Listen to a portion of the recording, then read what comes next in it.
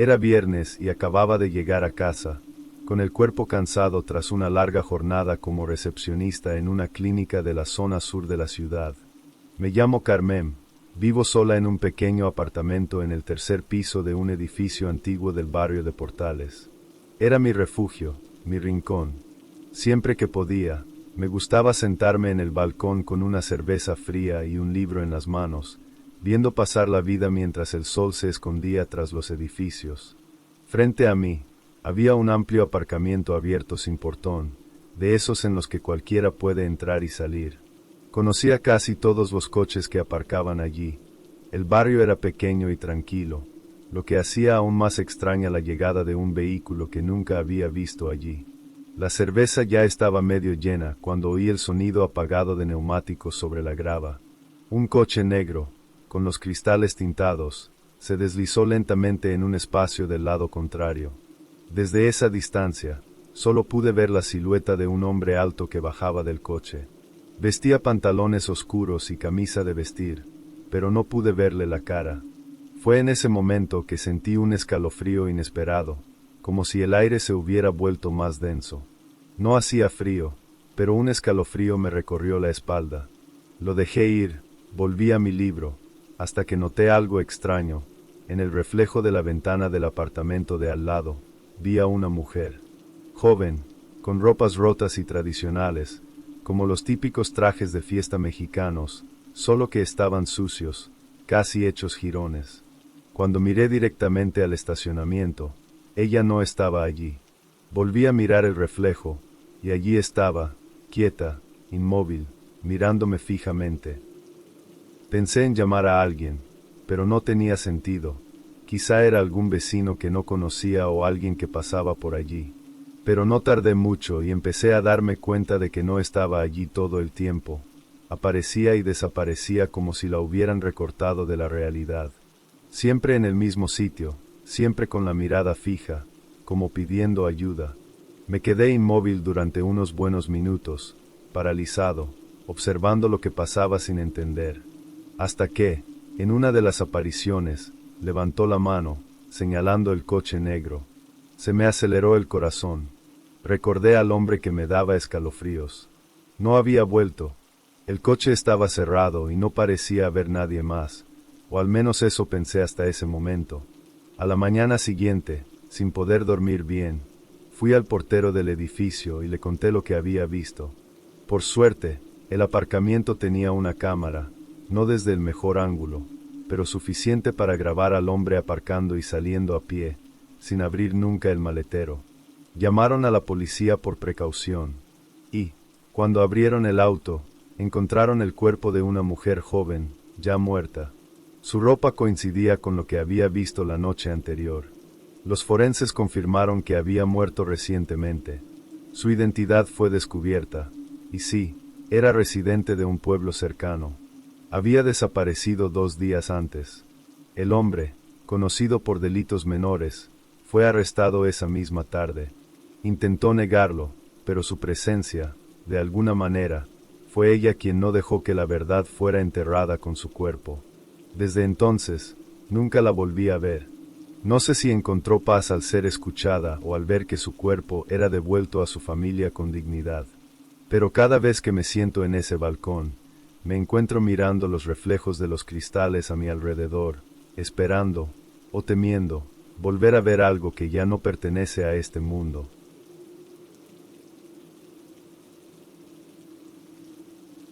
Esa noche, estaba solo en casa. Mis padres habían viajado a visitar a mi abuela, y preferí quedarme. Tenía exámenes durante la semana y necesitaba estudiar en paz. Vivo en una casa antigua, en un barrio muy tranquilo, donde las calles son estrechas y todos se conocen por su nombre.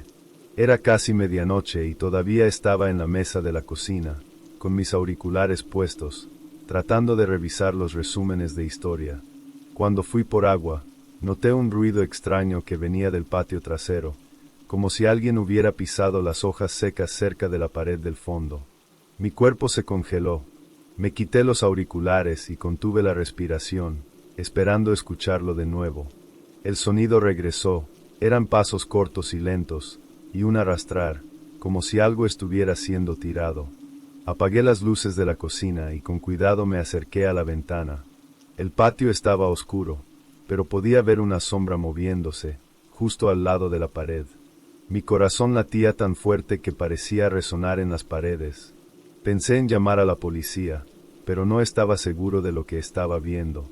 De repente, una voz, muy baja, que venía de la dirección de la pared, un grito apagado y femenino, como si alguien estuviera tratando de pedir ayuda. Mi primera reacción fue pensar que alguien estaba tratando de entrar en la casa. Agarré mi teléfono celular, temblando, pero luego me di cuenta de que el sonido no venía exactamente de mi patio, sino de la casa de al lado. El problema era que la casa de al lado había estado vacía durante meses. El dueño había fallecido el año pasado, y desde entonces, su esposa nunca había regresado a esa casa. Estaba cerrada con llave, con cadenas en las puertas y tablas en las ventanas. Aún así, los sonidos se hicieron más fuertes. Gritos de una mujer desesperada, y luego, voces masculinas agresivas, como si alguien la estuviera golpeando. Y no sabía qué hacer. Permanecí inmóvil sin reaccionar. Lo que estaban haciendo era tan claro que podría haber jurado que estaba sucediendo en la habitación de al lado. Pero ya no había paredes compartidas. La casa vecina estaba separada por un pasillo. Llamé a mi tía, que vive a 2 cuadras de aquí. Mientras hablaba con ella, las luces de la casa de al lado se encendieron. Una luz amarillenta y parpadeante, como una lámpara. La ventana del segundo piso, antes cubierta por madera, ahora parecía abierta. Y detrás del vidrio, una mujer, con la cara amoratada, el cabello despeinado, llorando mientras presionaba su frente contra el vidrio. Su voz se mezclaba con los gritos, pidiendo por favor, ayuda. Mi tía llegó rápidamente, y con ella mi prima. Cuando entraron, señalé la ventana, pero todo estaba oscuro. Sin luces encendidas, sin sonido. Intentaron reír, diciendo que debería estar cansada, estresada por estudiar. Pero mi tía se desconcertó cuando le dije que la mujer lloraba pidiendo ayuda. Se quedó callada un momento, y luego me contó algo que nunca supe. La mujer que vivía allí, la esposa del difunto, no se fue por voluntad propia. Fue hospitalizada. Una vecina dijo que, poco después de la muerte de su esposo, empezó a decir que él la vigilaba por las noches y que oía ruidos constantes en la casa, que venían del sótano. Según ella, su esposo escondía cosas allí, hasta que un día, bajó allí y nunca volvió a ser la misma. Nadie sabe qué vio, pero dicen que la encontraron en estado de shock, murmurando algo sobre voces subterráneas. No encontraron nada, pero dado el estado de su esposa, sus familiares decidieron dejar el sótano cerrado. Así que la casa quedó abandonada, nadie quería quedarse allí. Quizás esa noche fue un eco del pasado, o quizás, algo que aún sigue ahí.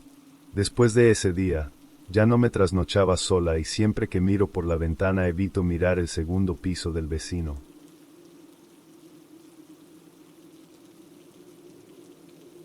Cuando murió mi suegro, heredamos su casa en el campo, en un pueblo llamado Huasca de Ocampo.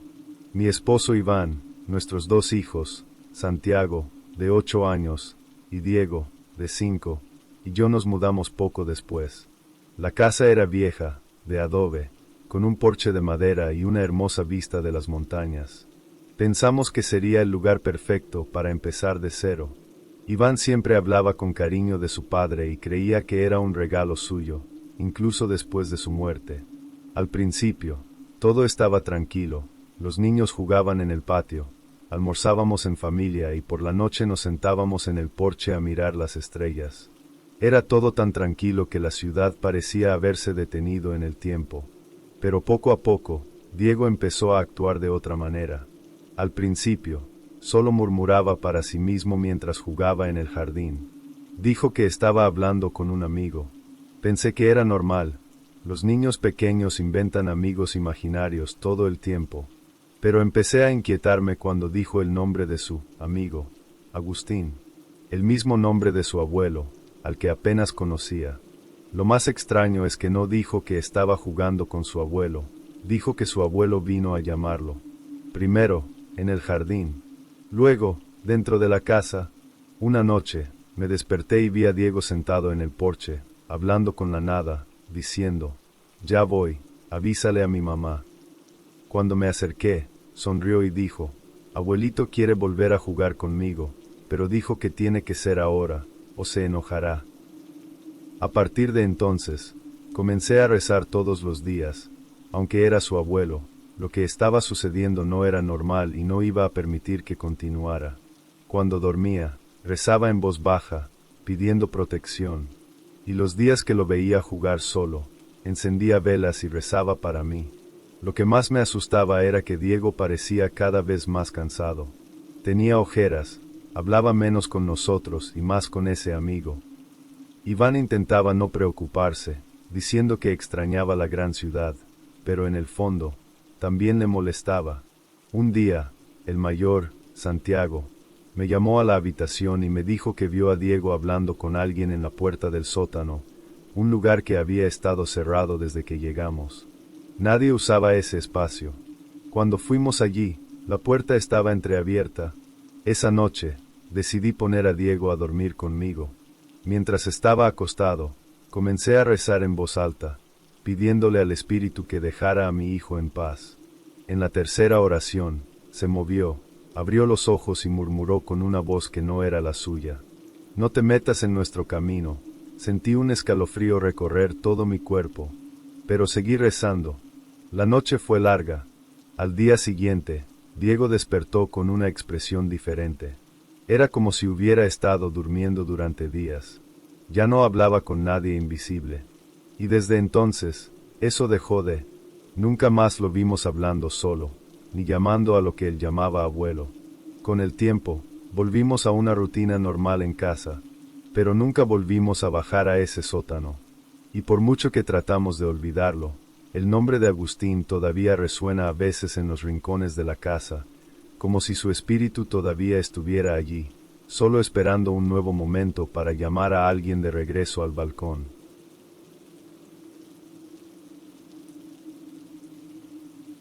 Esta historia no me pasó a mí, sino a una amiga de mi hermana, llamada Berenice. Ella era enfermera en Monterrey, pero vivía sola en una pequeña casa rentada en la colonia Mitra Sur, donde las rentas eran más accesibles. La propiedad parecía vieja, con pisos de madera que crujían a cada paso, ventanas altas y una escalera de caracol que comunicaba las dos plantas. Era un lugar curioso, con cierto encanto decadente, pero Berenice era feliz. Era lo que podía permitirse y estaba cerca del hospital donde trabajaba. En los primeros días, la única molestia era el ruido de las lamas de la escalera por la noche, que ella atribuía al material viejo. Pero algo en esa casa parecía observador. Era como si las paredes respiraran. Y todo cambió de una vez por todas en una noche específica. Estuvo de guardia hasta las 2 de la mañana y llegó a casa agotada. Mientras preparaba algo ligero para comer, escuchó el timbre, y luego 3 golpes en la puerta. Pensó que podría ser un vecino, quizás equivocada, pero, cuando miró por la mirilla, no había nadie afuera. El pasillo de la casa estaba completamente vacío. Creyendo que lo había imaginado, regresó a la cocina, pero apenas dio 2 pasos cuando lo escuchó de nuevo, dindón, y los golpes, solo que ahora, venían de la puerta trasera. Fue allí, aunque tenía miedo, y nada. Cerró todo con llave, apagó las luces y subió al dormitorio. Estaba acostada cuando escuchó claramente pasos pesados subiendo la escalera de caracol. Cada escalón crujió, uno por uno, como si alguien viniera detrás de ella. Se congeló. Intentó agarrar su teléfono celular, pero sus piernas no se movieron. La puerta del dormitorio se abrió sola, lentamente. En la oscuridad, vio algo allí de pie, una figura alta, demasiado delgada, con brazos largos que casi tocaban el suelo. Estaba inmóvil, sin rostro, pero con algo en sus ojos, o mejor dicho, en el lugar donde deberían estar los ojos, 2 puntos rojos brillaban como brasas. El ser parecía hecha de sombra, pero su peso era real. Sus pisadas dejaban marcas de hollín en el suelo. Entró en la habitación y se quedó allí, de pie junto a la cama. Se cubrió la cara, llorando, incapaz de gritar. Sintió que el colchón se hundía, como si estuviera tumbado a su lado. Y entonces, todo se volvió negro. Cuando despertó, ya era de mañana. La cama estaba intacta, solo ella, pero en el suelo, había cenizas en forma de huellas humanas. En los días siguientes, las manifestaciones empeoraron. Empezó a oír voces abajo, que decían su nombre repetidamente. Los objetos se movían solos. El televisor se encendía a todo volumen, siempre en un canal apagado. Se volvió aterrador quedarse allí. Una noche, decidió dormir con la radio encendida para sentirse menos sola, pero la música dejó de sonar a las 3 de la mañana y fue reemplazada por una grabación distorsionada de alguien susurrando: «No te escondas, me llamaste». Berenice buscó ayuda y descubrió que la casa, años atrás, había pertenecido a un sacerdote excomulgado, acusado de practicar rituales oscuros. Desapareció sin dejar rastro. Los antiguos residentes dijeron que, desde entonces, la casa no había sido habitada durante más de 3 meses. Y fue entonces cuando Berenice se dio cuenta de por qué el alquiler era barato. Ahora mismo está en casa de mi hermana, con miedo de volver a vivir sola, con miedo de que algo entre en su habitación otra vez. Ahora que ya escuchaste las 4 historias, cuéntame, ¿prestarías más atención a la estructura de las casas que te rodean, si supieras que algunas siguen vivas? Si te gustaron las historias, comenta abajo cuál te asustó más o qué tipo de lugares te gustaría ver en las próximas historias.